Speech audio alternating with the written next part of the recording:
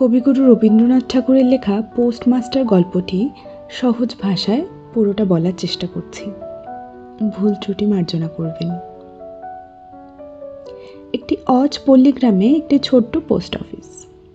গ্রামের মানুষজন অশিক্ষিত, খুবই সাধারণ, তাদের জীবনযাপনও সাধারণ। এখানে একদিন শহর থেকে এক তরুণ পোস্টমাস্টার এসে কাজে যোগ দেয়। তার শহুরে অভ্যাসের সাথে এই গ্রামের সরল জীবন কিছুতেই মানিয়ে নিতে পারে না। চারিদিকেই কেবল প্রকৃতি, বন, জলাভূমি, পাখির ডাক, মানুষ অনেক কম। পোস্টমাস্টার ভীষণ একাকিত্ব অনুভব করেন।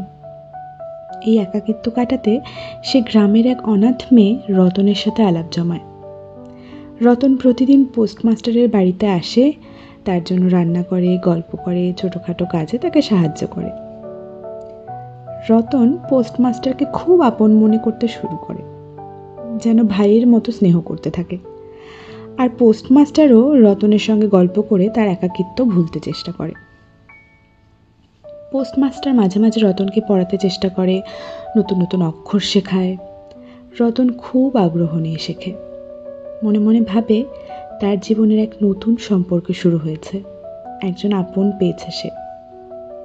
কিন্তু গ্রাম্য জীবনের একঘেয়েমি ও ক্লান্তি পোস্টমাস্টারের মনে জমতে থাকে। সে বারবার ভাবে যদি তাকে বদলি করে শহরে পাঠানো যেত। কিন্তু বদলির অনুমতি না মেলায় সে ছুটি নিয়ে গ্রাম ছেড়ে চলে যাওয়ার সিদ্ধান্ত নেয়। রতন সেই খবরটা শুনে যেন আকাশ ভেঙে পড়ে। সে পোস্টমাস্টারকে বলেছিল, আমাকেও নিয়ে যাবেন? পোস্টমাস্টার মৃদু হেসে তার প্রস্তাব ফিরিয়ে দেয়। সে রতনকে কিছু টাকা দিতে চেয়েছিল বিদায়ের সময়, কিন্তু রতন অপমান বোধ করে টাকা নিতে অস্বীকার করে। পোস্টমাস্টার নৌকায় চেপে গ্রাম ছেড়ে চলে যায়। রতন নীরবে দাঁড়িয়ে থাকে, তার চোখে জল। সে মনে মনে ভাবে একদিন পোস্টমাস্টার নিশ্চয়ই আবার ফিরে আসবে, আবার তার জীবন আলো করে তুলবে। কিন্তু বাস্তবে কেউ ফিরে আসে না। জীবন চলতে থাকে নিজের নিয়মে।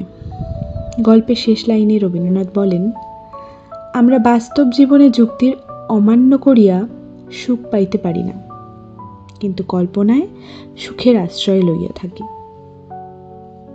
কেমন লাগলো জানাবেন। ধন্যবাদ।